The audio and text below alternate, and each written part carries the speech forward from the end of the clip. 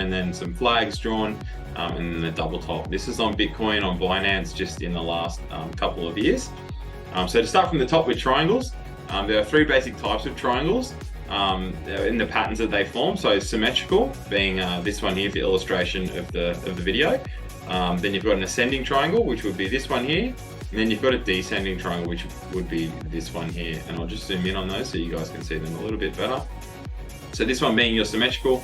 I don't believe this is 100% bang on at the moment until this actually starts to range a bit more. It did start to form somewhat of a range, a trading range, and I'll cover that in a later video where we currently are. But I just thought this would be a good illustration is where we currently are right here. You've got multiple touch points on above and below, 1 and 2, and it's just sitting within this essentially a symmetrical triangle. So a symmetrical triangle is usually followed by a continuation of the trend that precedes it. So if this was to form a perfect symmetrical triangle, this would break. I'm not sure where my little arrow is going.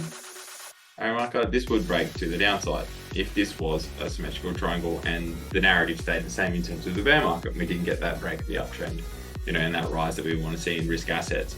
And especially if CPI data comes out bad, you would get a break here, symmetrical triangle, break to the downside, continuation of the trend.